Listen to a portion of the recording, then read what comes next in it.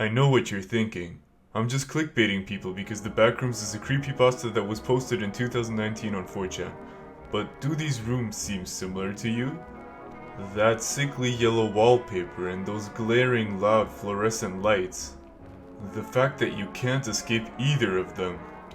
That's right, the Backrooms are based on a true story of the Staatssicherheit prisons in East Germany before the fall of the Berlin Wall. The Backrooms, originally a story posted on 4chan that went viral beyond anyone's expectations, being the source of multiple games, series, and even potentially movies in the future.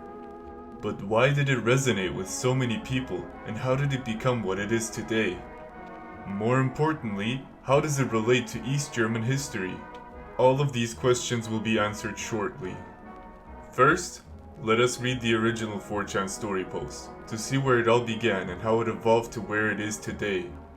If you're not careful and you no-clip out of reality in the wrong areas, you'll end up in the back rooms, where it's nothing but the stink of old moist carpet, the madness of mono yellow, the endless background noise of fluorescent lights at maximum high buzz, and approximately 600 million square miles of randomly segmented empty rooms to be trapped in. God save you if you hear something wandering around nearby, because it sure as hell heard you. First of all, it's really well written, with a lot of intrigue and open-ended statements. The implication that you can accidentally slip through the fabric of reality into a void of monotony and the possibility of some creatures that are native to this void, that's a really cool and interesting concept. So, what part about it is real? Well, have you ever heard of East Germany? Before we go into all of the similarities that are almost too perfect to be a coincidence, let's explain the history of Stasi East German prisons a bit. After World War II, Germany was split into two halves between the Allied forces. Technically three if you consider Britain, but they only got a small part of Berlin and they're completely irrelevant to the story, just like they are completely irrelevant in real life. Just kidding. British people are still people, allegedly, and just as important as anyone else. So Germany was divided into two halves. The western part of Germany, which was controlled by the USA, what a surprise. I mean, they wanted World War II German scientists so bad, they took half of the country to recruit them. When you sneezed at NASA headquarters in the 50s, you could hear the whole room going, Gesundheit! The eastern half of Germany was given to the Soviet Union, and they were a bit stricter when it came to punishing the Germans for their crimes. Soon after East Germany has been established as a satellite state for the USSR, they installed a not-so-secret police state called die Staatssicherheit, meaning state safety, also known as Stasi for short. Getting into the Stasi was extremely easy and Soviet officers encouraged East German citizens to snitch on each other whenever they could. The most common crimes were having anti-communist beliefs and wanting to leave East Germany to go to West Germany. In fact, so many Eastern German people were leaving the country that the Soviet Union decided to build a wall in Berlin and strengthen the borders with soldiers who would either shoot or arrest you if you tried to cross. They also used a lot of barbed wire, and it was generally really difficult to get out of Eastern Germany, even though many people tried. Because the police state was so prevalent, most people knew at least one person who worked for the Stasi or was in contact with them. So if you offhandedly said that you wanted to leave this friggin' place because you don't like being under surveillance 24/7, some person could sell you out to the Stasi and they put you in one of their prisons. Naturally, East Germany's prison population got very large, and the prisons started to resemble gulags more than prisons. One of the many infamous prisons in East Germany was in Hohenschönhausen, and it was nicknamed the Hotel of the Eternal Lamp because of their frequent usage of white room torture to torture their inmates. Hohenschönhausen was also very close to the Berlin Wall, so there was a high likelihood you would end up there if you tried to go over the wall. If they caught you, they would put a blindfold over you and drive around the block for hours, so you had no idea where you were when you arrived at the prison, and they would then refuse to talk to you for days. Until they would finally bring in a friendly officer so you would tell them everything because you were so lonely for the literal days without any human contact. Already, there is a direct parallel to the Backrooms creepypasta, because the way you get into the Backrooms is if you try to no-clip out of reality, also known as going out of the bound of reality, comparable to escape. and you would be put into a Stasi prison if you tried to escape from Eastern Germany. In the story, the Backrooms location is unknown, and for the prisoners, their location was also unknown to them due to the driving around the block tactic. The entities alluded in the original Backrooms post could also be referring to the guards of the prisons, who would often beat you up very badly if you even dared to make a sound that wasn't constant screaming. The guards in these prisons were also reportedly extremely abusive, and it was not uncommon for guards to torture prisoners for fun, to let out their frustration, or because they were sick and twisted people. The beatings were so bad that a lot of the inmates had to be hospitalized after a particularly severe beating. Another cruel and unusual punishment would be forcing you to run around in your cell block, and if you stopped, they would beat you to a pulp. And this is also reminiscent to a lot of Backrooms media, for example, the video game specifically, where you die if you don't constantly move around. In the original Backrooms post, it's not really implied that you need to keep moving, because it's futile, but in almost all other Backrooms iterations and interpretations, running away is a major theme with a particular emphasis on finding an exit, just like the prisoners of the Stasi prisons. Also, I know all of this information specifically about Hohenschönhausen in particular, because not only was I there physically, but I also had a former inmate and survivor of the prison who would tell stories about what it was truly like to be trapped there for 7 years. So my primary source for the prison system in East Germany are actually live survivor accounts. So anyways, another parallel between the two is the severe claustrophobic environment. There are no windows to speak of in the Backrooms or the prison. Because of the constant lights, nobody knew what time of day it was, and it made them incredibly sleep deprived. Not seeing sunlight for weeks on end is extremely distressing and depressing to a person, so the Backrooms used that atmosphere to instill terror in its audience, while the Stasi used that atmosphere in an identical way. Also, a lot of the prison cells were underground, because it was cheaper to have no windows, but that's not the point. That doesn't mean all of the prison cells had no windows, but some of them didn't. Even the atmosphere of these two elicits the same trauma response in the viewer. The lonely nature of the Backrooms is also accurate to the prison, since the inmates almost never got to see each other, unless they were in the same cell, but usually, the guards would keep them separate to reduce the chances of a revolt, or just because they liked abusing the inmates, probably both. The food was absolutely minimal. Onions, bread, and some bacon, barely enough to survive. The ambiance, the setup, even the entities, they all describe the East German Stasi prison. So the Backrooms are completely real in a sense, and they can be found in Germany. What a surprise. If there would be a country that actually had Backrooms, I would have guessed Germany, even if I didn't know about Hohenschönhausen. It's just as depressing and monotone as it looks, and to me, it was even more terrifying than the Backrooms, because it was completely real. Innocent people were just put into these prisons and tortured, just because they wanted a better life. They wanted to escape. The Backrooms encapsulates the horror the prisoners must have felt during their stay, and the fact that most of the prisoners were innocent adds to the horror. You also get into the Backrooms because you clipped through reality. You didn't do anything evil, yet you are punished unfairly. I think being punished for no reason is also a huge horror aspect of the Backrooms, because usually people believe that if they don't break any laws, they shouldn't be punished. Suffering without a cause is one of the greatest pains a human can experience. The Backrooms describe this very pain of needless suffering. Most of our life is endless, unjustified suffering, so being able to end up in a place that doesn't have any positives really messes with not just your mind, but the very essence of your being. You were not made to suffer. Suffering is very difficult, so you want to suffer for something great. But suffering for nothing is one of the most soul-crushing things you can experience. Now we come to what I believe is the strongest parallel between the Backrooms and East German prisons. This encompasses the entire philosophy of the original Backrooms story, and when it comes down to it, this is the true horror between the two. White room torture. East Germany was infamous for using psychological torture on its prisoners, with the most cruel method being white room torture. You get put into a room that is entirely white, as the name states, with a bright and loudly buzzing white fluorescent light, no furniture, and no stimulation whatsoever.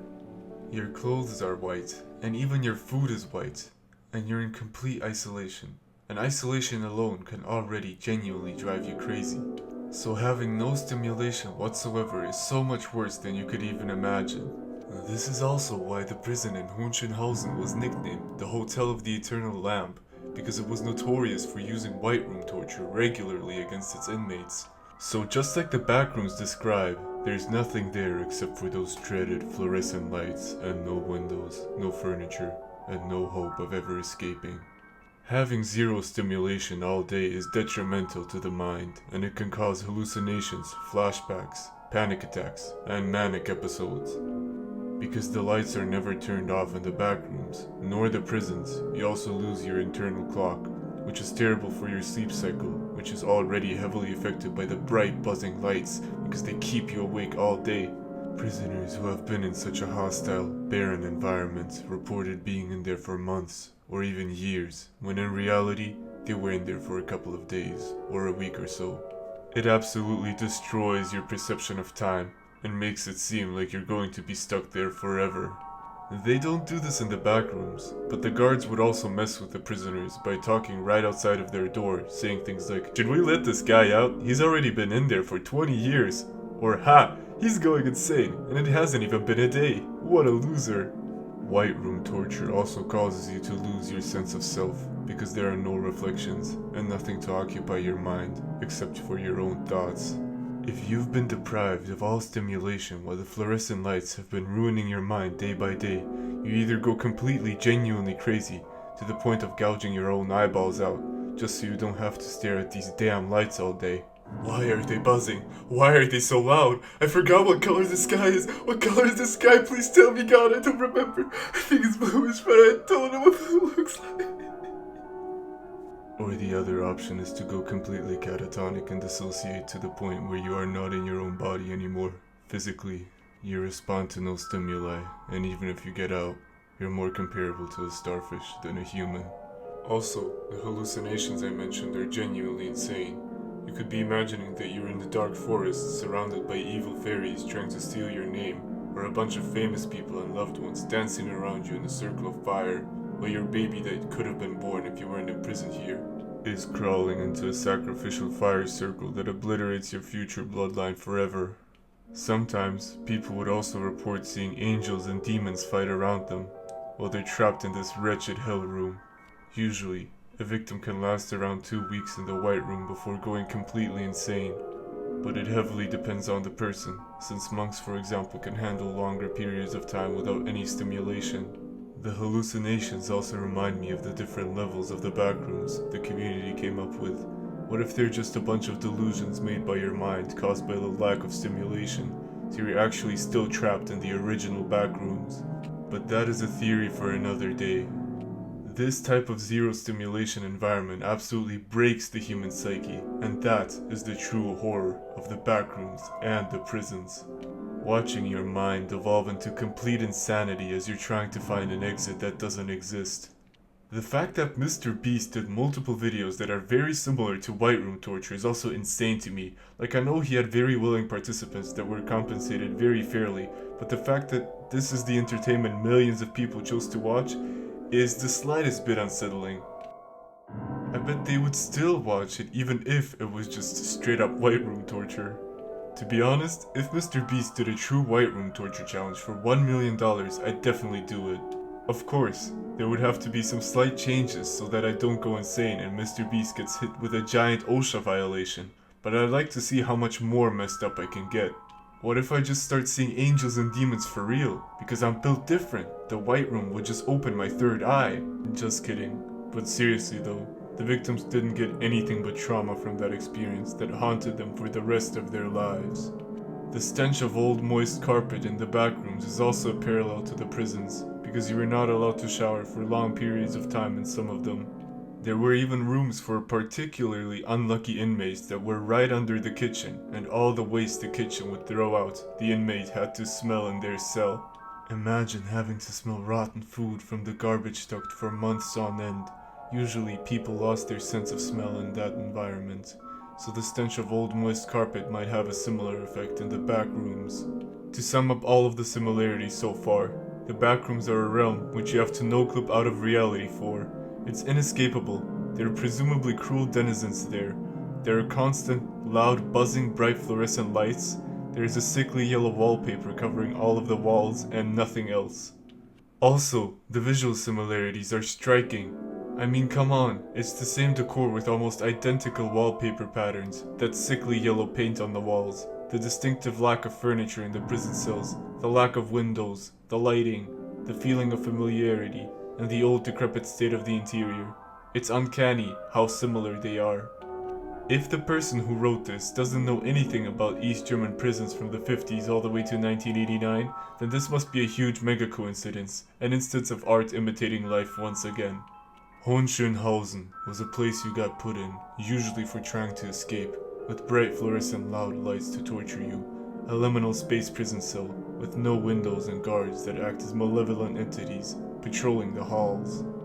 But why does the internet have such an obsession with the backrooms, when they probably don't know anything about the history of East Germany? I highly doubt anybody who isn't from Germany knows a lot about Germany, to be honest, except for the 2 world wars. But how and why are the backrooms so relatable to the general populace if most of them don't recognize the very real horrors that happened before them? Here are some key elements that elevate it to such a relatable level, and this could help explain the backrooms' widespread appeal. First of all, the original story uses the video game term no-clip, referring to a command in video games that turns the collision off of a player character, so you can go through walls or any solid matter. The term is also generally used by speedrunners and gamers to describe the action of breaking the boundaries of a game by clipping through the walls, and most of the time, you'll find a void dimension behind the intended gameplay area. So, already a lot of people, especially gamers, know what a no-clip is, but applying it to reality makes it absolutely horrifying. The notion that this world is a simulation is also already incredibly popular, so it's not too crazy to think that some video game logic can apply to the real world. In a video game, if you no-clip through the floor, you usually fall endlessly into the void, until you either hit a zone that sets you back to the start, or until you restart yourself. But what if you couldn't simply restart and try again? What would a void in the real life look like? Emptiness cannot be imagined by the human mind, so how could you best artistically depict that emptiness? Through liminal spaces. Liminal spaces are empty or abandoned places that are supposed to have people in them, but they don't.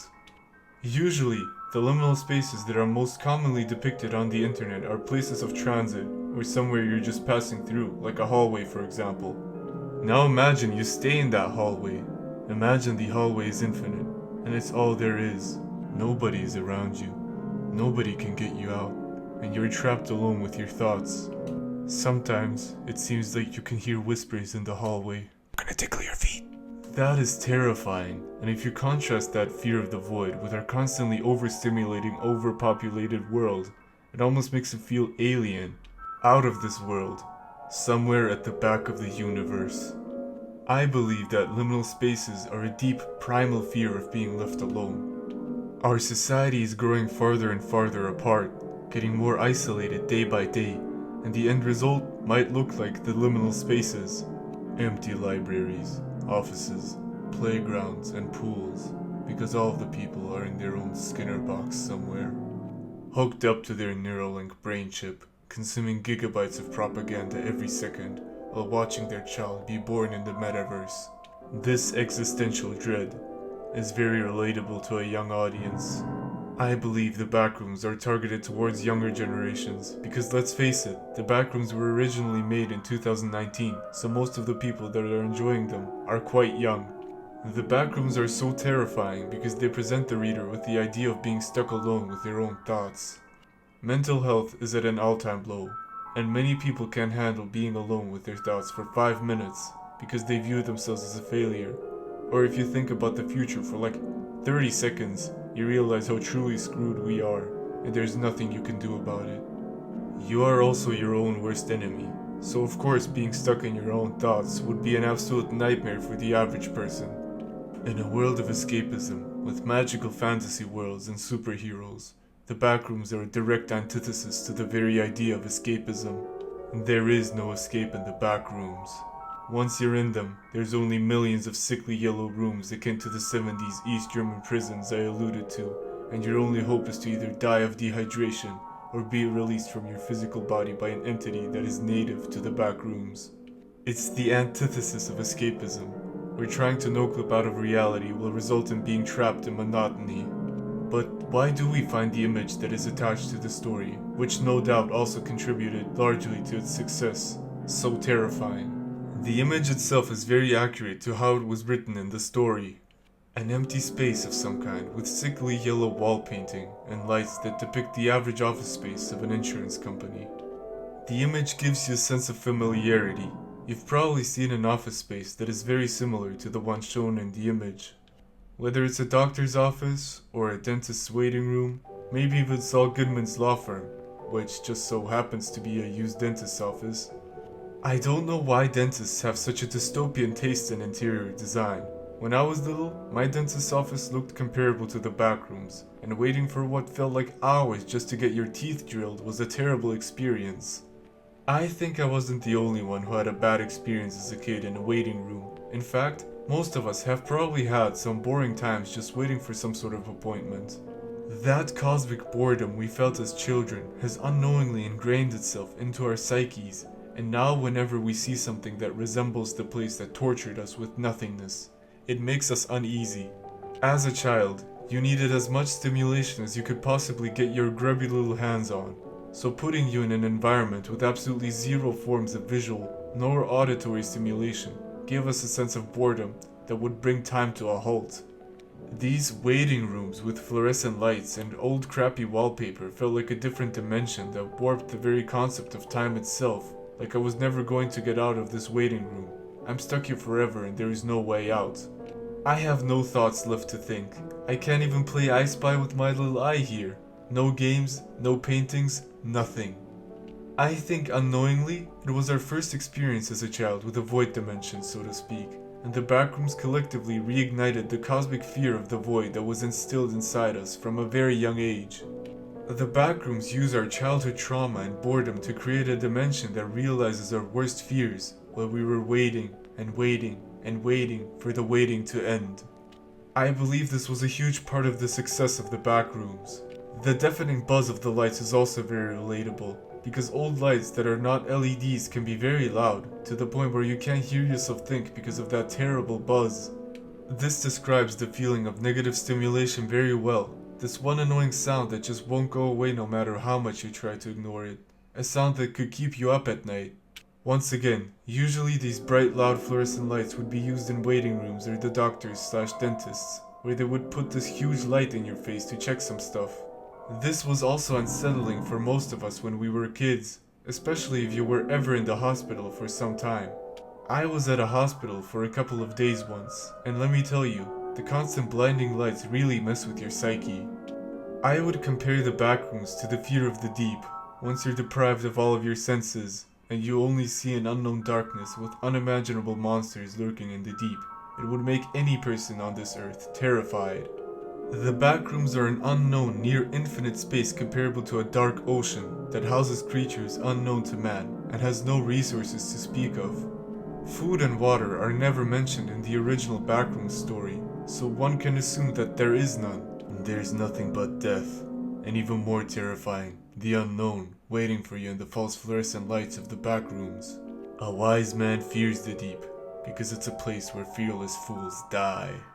If you are too scared to ever enter the backrooms, then good, you're a survivor and you automatically win, just like those divers who experience the deep for the first time and swim away, terrified. But sometimes, the void calls, and you inexplicably want to visit these dark and empty voids, despite of an almost guaranteed terrible fate. You are special if you want to no-clip out of reality to visit the backrooms, because you have answered the void's call. Maybe it was morbid curiosity. Maybe you thought there were some thick goth girls hiding in the dark, who knows? But you want to know about the backrooms as much as possible. If you ever want to visit them willingly, then maybe you belong there. But the backrooms phenomena isn't the first of its kind. History repeats itself, and this once again proves it. Before the backrooms were even conceptualized, the SCP Foundation was the first major multi-story concept that also originated from a 4chan post. The success of the Backrooms can be attributed to the fact that, like the SCP-4chan post, it created an intriguing narrative with a fascinatingly dreadful world that may or may not have been based on real events, that has led to many people creating their own Backrooms canons.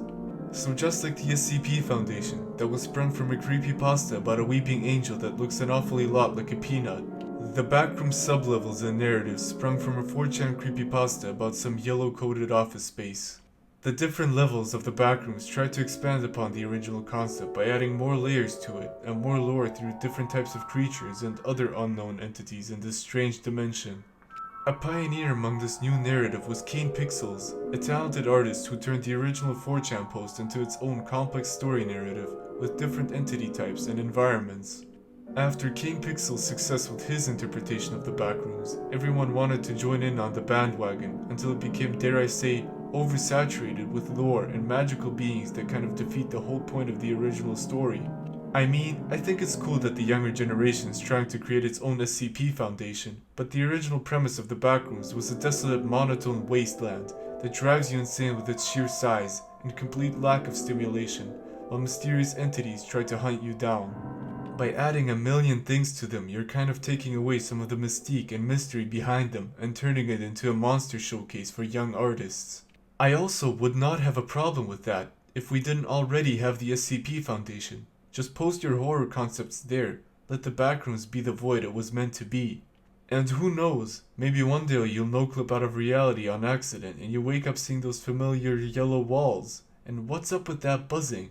Did I just hear something? I'm gonna tickle your balls. Shout out to MadebySanny who suggested this video, and thank you for everything. For always watching my videos. I really appreciate it. And alles Gute. Thank you so much for watching this entire video. It was the longest video I have ever made for this channel.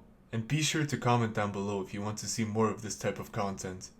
I have a Discord server linked down below if you want to hear me personally.